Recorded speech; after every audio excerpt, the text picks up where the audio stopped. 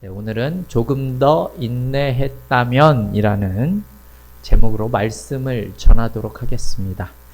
입다가 이 길르앗 장로들의 요청을 받아들여서 암몬의 손에서 이스라엘을 구원한 후에 이스라엘 공동체에 이제 큰 위기가 찾아오게 됩니다. 왜냐하면 서로 승리의 열매를 차지하려고 하기 때문에 그렇습니다.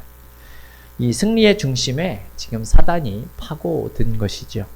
결과적으로 그 시험으로 인해서 이제 이스라엘은 동족 상잔의 큰 아픔을 맛보아야 하는 상황이 되었습니다. 그러면 그 비극의 시작은 무엇이겠습니까? 우리가 방금 읽어봤지만 오늘 본문 1절에 나온 내용을 우리 같이 한번 읽어보도록 하겠습니다. 1절입니다. 에브라임 사람들이 모여 북쪽으로 가서 입다에게 이르되 내가 암몬 자손과 싸우러 건너갈 때에 어찌하여 우리를 불러 너와 함께 가게 하지 아니하였느냐?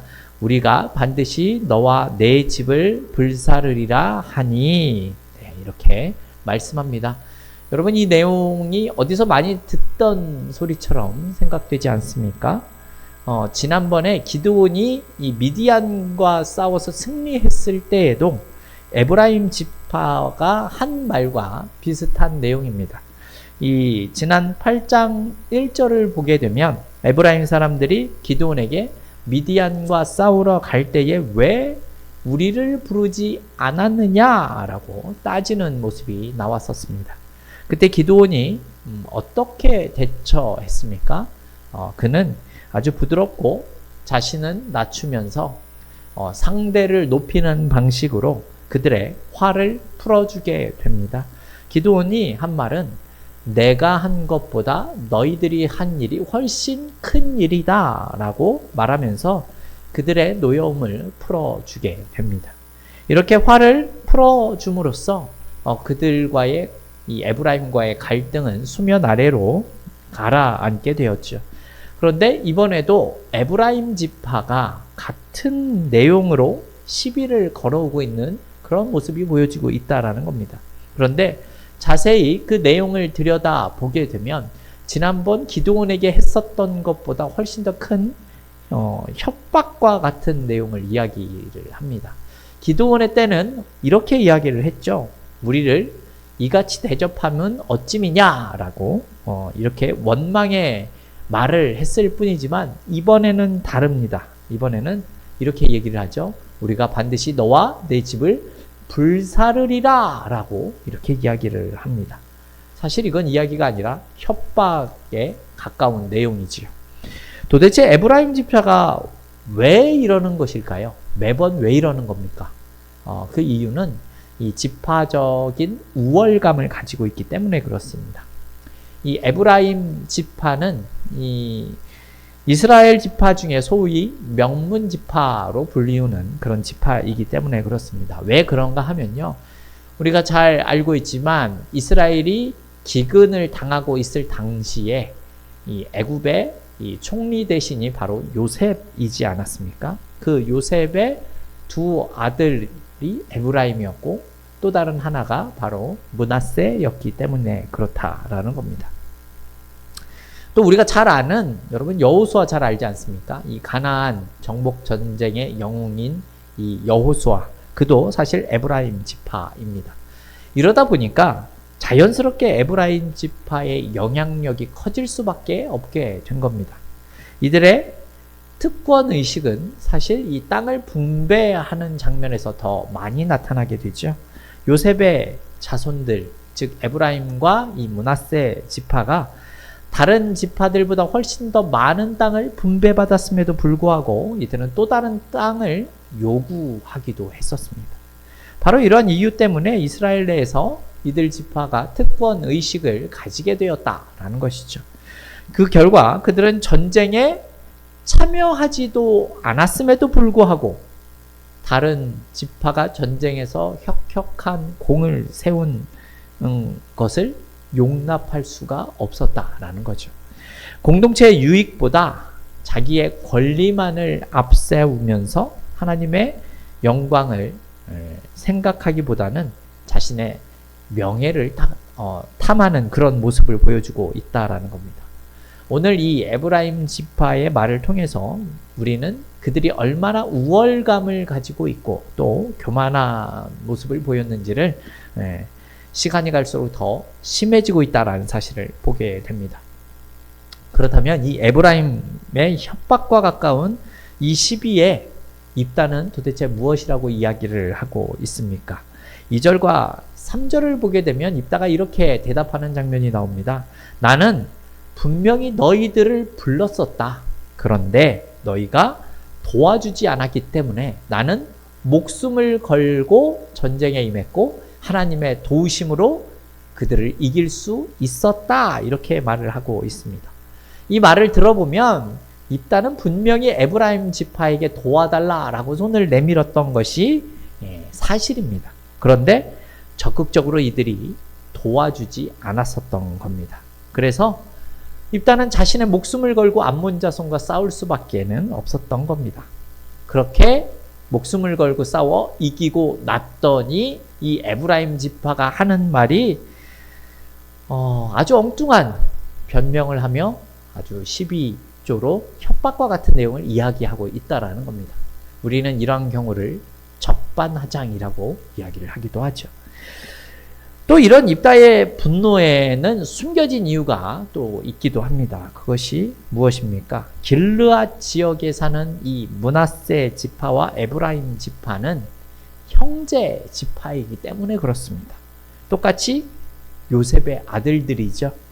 가까운 사람들로부터 배신을 당하게 되면 여러분 어떻습니까? 그 서운함은 말로 표현하기가 어려울 그런 정도입니다.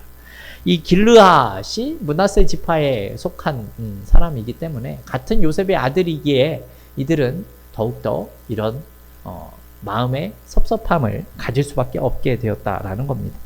그러나 이 두 지파 간에는 이미 이전부터 묘한 경쟁 심리가 있었던 것이 사실입니다. 창세기 48장을 보게 되면 야곱이 이 요셉의 장남인 므낫세와 차남인 에브라임을 축복하는 장면이 나오게 됩니다. 그런데 여기서 주목할 점은 야곱이 손을 어긋나게 해서 오른손을 장자인 므낫세에게 대야 되는데 이 오른손을 어긋나게 하여 이 차자인 에브라임의 손에 얹고 왼손을 이 장자인 므낫세의 손에 얹어 축복을 하게 됩니다. 사실 그 내용을 보고 요셉이 말리게 되죠. 하지만 야곱은 나는 알고 있다 라고 하면서 어긋나게 축복을 내리는 장면이 나오고 있습니다. 이 내용이 말하는 것은 이 작은 지파, 이 아우가 형보다 더 크게 될 것이다 라는 의미를 가진 내용이지요. 여기에서부터 이 형제 간의 묘한 경쟁 심리가 작동했다라고 볼 수 있습니다. 이 야곱의 예언에 따르면 에브라임이 므낫세 지파보다 더 크게 될 것이지만 약속의 땅을 분배받은 장면은 이 므낫세 지파가 에브라임보다 훨씬 더 많은 땅을 차지하게 됩니다. 요단강을 기준으로 해서 동쪽과 서쪽에 각각 한 몫씩을 므낫세 지파가 차지하게 되었기 때문이죠. 동쪽에 자리 잡은 므낫세 지파가 바로 이 입다가 속한 길르앗 사람들이었습니다. 장남이 두 몫을 차지하는 당시의 관습으로 볼 때 사실 이것은 지극히 자연스러운 일이라고 볼 수 있습니다. 그러나 더 큰 축복을 약속받은 에브라임 지파로서는 이러한 모습이 아주 못마땅한 일이 될 수밖에 없다라는 거죠.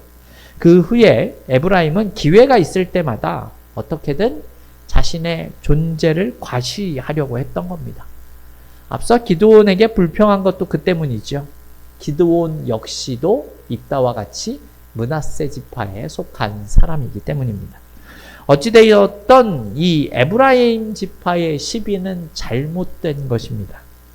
형제의 아픔과 고난을 못 본 척 하고 있다가 싸움에서 이기고 나니까 뒤늦게 나타나서 왜 자신들을 무시했느냐라면서 아주 억지 주장을 펼치고 있다라는 겁니다. 그 언어도 지극히 폭력적이죠. 우리가 반드시 너와 내 집을 불사르겠다 이렇게 이야기를 하고 있습니다. 하지만 입다는 기드온과는 아주 다른 반응을 보여주게 됩니다. 사실 입다는 기드온처럼 소심한 사람이 아니죠.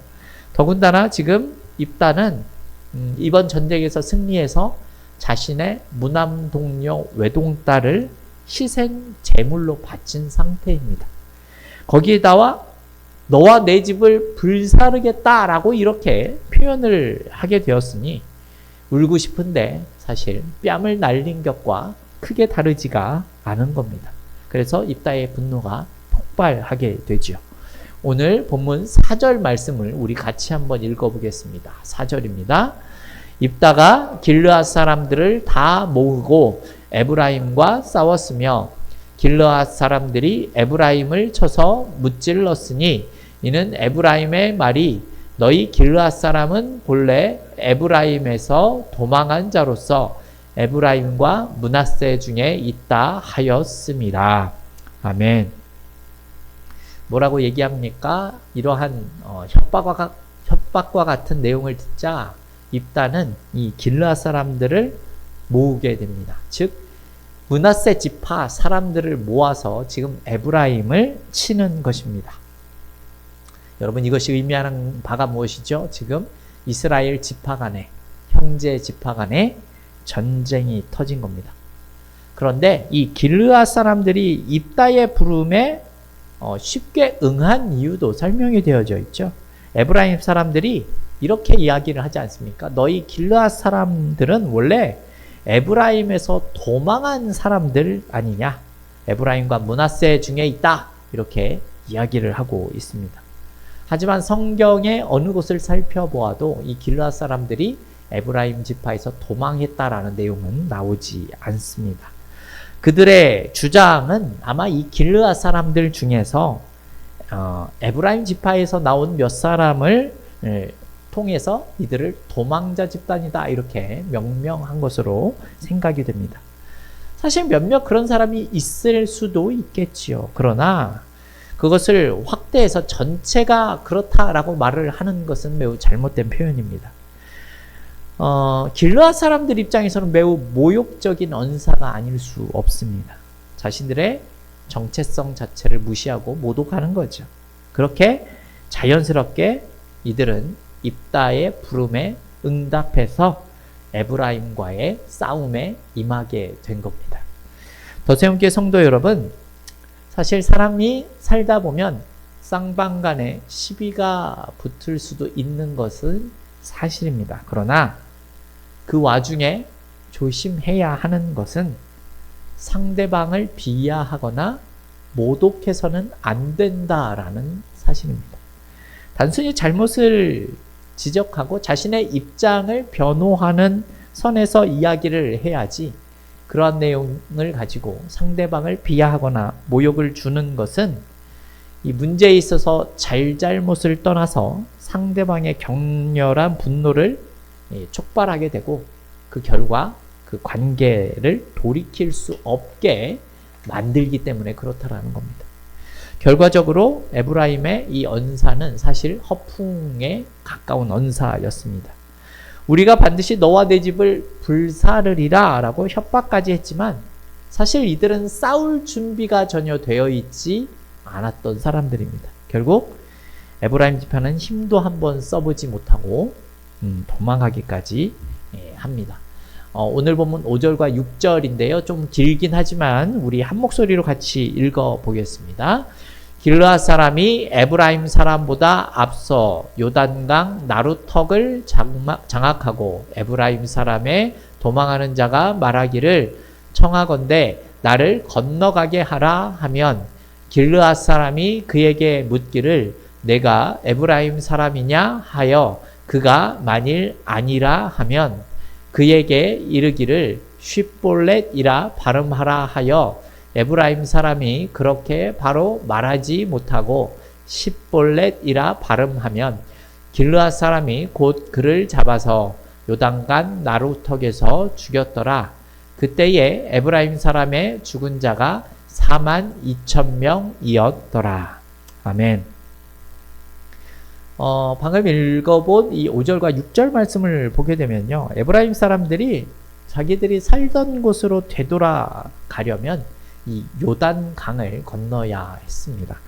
그런데 아무 곳에서나 강을 건널 수는 없는 일이지요. 여기에 나루턱이라는 표현이 나오고 있는데요. 이 나루턱은 그냥 나루터다라고 생각을 하시면 됩니다. 그런데 그 요단강 나루턱을 이미 길르앗 사람들이 먼저 와서 장악을 하고 있었다라고 이야기를 합니다. 그래서 에브라임의 패잔병들은 자신의 출신을 숨기고 이 나루턱을 통과하려고 하게 됩니다. 사실 외모도 같고 언어도 같은 언어를 가지고 있었기 때문에 이들을 능히 속일 수 있다라고 생각을 했었던 것이죠. 그런데 의외의 것으로 그들이 에브라임 지파라는 것을 구분할 수가 있었다라고 이야기를 합니다. 그것이 무엇이죠? 바로 특정한 발음 때문이다라는 것입니다. 특정 지역 사람들이 못하는 발음을 하게 함으로써 그들이 에브라임 사람인지 이 므낫세 사람인지를 구별했다라는 겁니다. 여기서 나오는 것이 바로 쉽볼렛이라는 특정한 단어를 이야기하게 한 겁니다. 이 쉽볼렛이라는 말은 여울 또는 이 얕은 물이라는 뜻을 가진 단어입니다. 그런데 쉽볼렛이라고 발음하지 못하고 십볼렛이라고 하면 이들은 길르앗 사람이 아니라 에브라임 사람이다라고 판단을 한 것이죠. 우리나라도 이러한 경우가 사실 있지 않습니까? 우리는 이 경상도 분들한테 쌀이라고 이야기를 하면 경상도 분들은 사실 쌀이라는 말을 잘 대답하지 못하고 살이라고 하는 것을 잘 알고 있지 않습니까? 이와 비슷한 겁니다. 살이라고 얘기를 하시는 분들은 경상도 사람이다라고 우리가 생각할 수 있는 것처럼 쉽볼렛이라고 발음을 시켰더니 십볼렛이라고 에브라임의 패잔병들이 이야기를 한 겁니다. 이렇게 에브라임 패잔병들이 발음을 제대로 하지 못하자 이제 길르앗 사람들에게 죽임을 당하는 현상이 벌어집니다. 근데 여기서 얼마나 죽었다라고 지금 이야기를 하죠? 자그마치 42,000명이 죽었다라고 이야기를 합니다. 발음 하나를 제대로 하지 못했다라는 이유로 42,000명의 형제 동족을 죽였다라는 겁니다. 형제간의 전쟁치고 사실 너무나 큰 상처와 같은 일이 벌어졌습니다. 성도 여러분, 오늘 본문을 통해서 우리는 몇 가지 중요한 교훈을 생각해 볼 수 있습니다. 그것이 무엇입니까? 첫 번째는요, 특권 의식은 다툼과 분열을 일으키게 만든다라는 겁니다. 여러분, 에브라임의 특권은 이스라엘 공동체의 이 다룸과 동족상단의 비극을 가지고 온 것을 우리가 알 수 있다라는 겁니다. 공동체 안에서 일어나는 갈등과 이 분쟁과 비극의 이유는 여러분 단 하나입니다. 이들이 하나님의 언약 백성으로서의 정체성이 분명하지 않았기 때문이다라는 것이죠. 내가 하나님의 백성이고 너도 하나님의 백성이라면 사실 하나님의 백성끼리 싸울 이유는 전혀 없어야 하는 것이 맞는 겁니다. 나도 하나님의 은혜로 구원을 받았고 너도 하나님의 은혜로 구원을 받았기 때문에 하나님의 은혜에 감사하며 그렇게 영광 돌리며 살면 되는 것이지요. 나의 나된 것이 하나님의 은혜다라고 고백한 사도 바울의 말씀을 우리는 기억할 필요가 있다라는 겁니다. 그런데 이러한 정체성이 흔들리게 되면 여러분 그때부터는 분쟁이 일어나게 되는 겁니다. 특권 의식이 생겨난 겁니다. 특권 의식을 가진 사람들은 자신을 특별하게 여기게 되죠. 그래서 자신을 제대로 알아주지 못한다라고 해서 서운한 감정을 가지게 되고 네 편, 내 편을 나누어서 세력 싸움을 하게 되는 겁니다. 즉 이러한 모습들이 공동체의 평화를 깨트리게 만드는 것입니다. 이 바울은 믿음의 공동체를 향하여서 인사를 할 때마다 빼놓지 않고 했었던 말이 있습니다. 그것이 무엇인가 하면 은혜와 평강이 있을지어다 라는 내용입니다. 하나님으로부터 오는 은혜가 있다면 여러분 사람과의 관계에 있어서 평강은 따라오게 되어져 있는 겁니다. 교회 안팎에서 벌어지는 특권, 이런 의식들이 공동체의 건강을 해칠 수도 있다라는 사실을 우리가 기억할 필요가 있다라는 겁니다. 두 번째는 교만의 결과는 수치와 파멸이라는 겁니다. 우리가 반드시 너와 내 집을 불사르리라 이렇게 협박까지 서슴지 않았었던 이 에브라임의 교만은 결국 그들의 수치가 되고 패망이 되었다라는 것이죠. 그토록 자신들이 우월감을 과시하고 있었던 그들이 이 요단강을 건너기 위한 그 나루턱에서 살기 위해 자신의 지파가 아닌 것처럼 부인하는 그런 수치를 당했을 뿐만이 아니라 그것이 발각되어 42,000명이라는 숫자가 죽어야만 했었다라는 사실이죠. 우리는 성경을 통해서 사람을 세우시는 것도 하나님이 하시는 일이고 낮추시는 일도 하나님이 하시는 일이다라는 사실을 잊지 않아야 합니다. 이렇다라는 말은 높은 위치에 있든지 낮은 위치에 있든지 간에 여호와 하나님을 향한 이 경외하는 마음을 가지고 겸손하게 믿음으로 살아갈 때에 하나님께 더욱 쓰임을 받을 수 있다라는 말씀입니다. 세 번째는요, 혀를 잘 다스리는 사람이 지혜로운 사람이다라는 겁니다. 에브라임 지파는 아주 필요 이상의 내용으로 허세를 부렸습니다. 너와 내 집을 불사르겠다라는 이 말이 사실 입다에게 분노를 일으키게 만들었죠. 또 너희 길르앗 사람은 본래 에브라임에서 도망한 자로서 에브라임과 므낫세 중에 있다라는 이 말은 길르앗 사람들의 분노를 일으키기에 충분했었다라는 겁니다. 여러분, 지혜로운 사람들은요, 자신의 혀를 잘 다스리는 사람입니다. 잠언 15장 1절을 보면 이런 내용이 나오죠. 유순한 대답은 분노를 쉬게 하여도 과격한 말은 노를 격동하느니라 입니다. 지혜로운 말과 온유한 말로 상대를 감화시키면서 화목을 이루는 우리 귀한 성도들이 다 되셨으면 좋겠습니다. 그리고 네 번째로는 지나친 보복은 하나님의 영광을 가리게 된다라는 겁니다. 입다와 길르앗 사람들은 분명히 억울한 부분이 있고 화가 나는 지점이 있는 것은 사실입니다. 하지만 그들의 행동이 보복이 너무나 지나친 것도 사실이었다라는 것이죠. 기드온과 같이 지혜롭게 넘어갔다라면 얼마나 좋았을까요?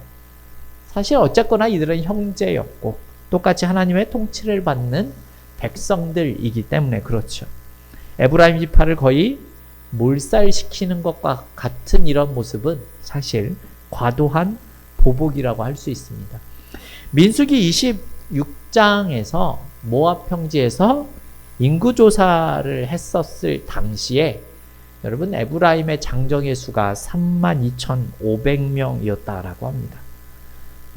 물론 이 과거의 이야기이지만 전쟁에 임할 모든 사람들이 죽음을 당하지 않았을까라고 생각을 해도 과언이 아닌 숫자가 바로 42,000명이라는 숫자라는 말씀입니다. 여러분, 하나님의 입장에서 자신의 백성들이 42,000이 죽었다라고 하면 얼마나 마음이 좋지 않으셨겠습니까? 또한 이런 모습을 보면서 이방 민족들은 이들을 어떻게 생각을 했겠습니까?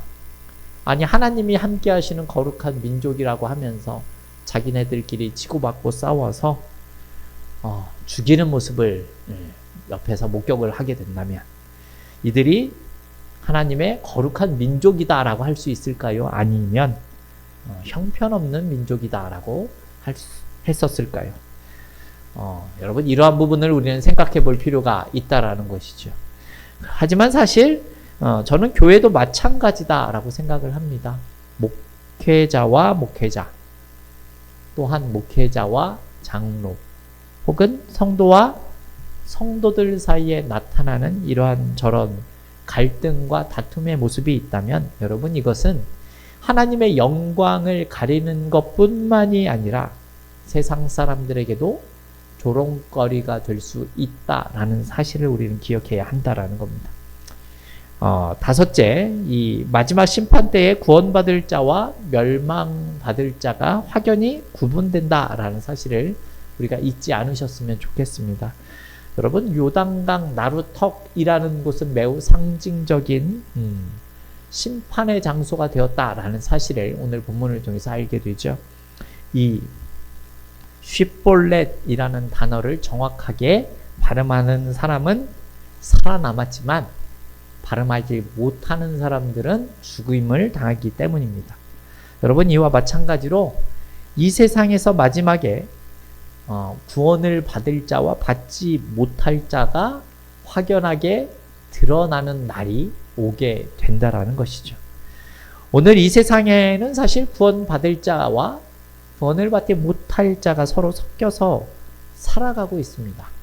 그리고 그것이 겉으로는 구별이 되지 않습니다. 그러나 주님이 다시 오시는 날에 우리가 하나님의 심판대 앞에 서게 된다면 이 영적인 요단 나루턱에서 구원을 받을 자와 구원을 받지 못할 자가 확연히 구분이 되게 될 것이다 라는 겁니다. 그러나 그때에는 심판의 기준이 발음이 되는 것이 아니라 예수 그리스도를 믿는 믿음으로 다 갈라지게 될 것이다 라는 사실을 우리는 기억을 해야 한다라는 겁니다. 여러분, 이와 같은 말씀을 드렸지만 오늘 우리는 이 입다의 이 마지막 기록을 조금 더 생각을 해볼 필요가 있을 것 같습니다. 7절을 보게 되면 입다가 이스라엘의 사사가 된 지 6년 만에 죽고 그 성읍에서 장사가 되었다라는 이 내용이 보여지고 있습니다. 여러분, 입다가 사사로서 이 6년간 통치한 이 기간을 보게 되면 우리가 지금까지 그리고 앞으로도 살펴볼 사사들과 비교해도 매우 짧은 기간입니다. 아마 가장 짧은 기간일 겁니다. 짧게 살더라도 행복하기만 한다면 사실 크게 문제가 되지는 않을 것이지만 입다에게서는 다른 사사들에게 발견되는 평안하였더라 라는 언급이 나타나지 않는다라는 사실을 우리가 주목해야 한다라는 것이죠.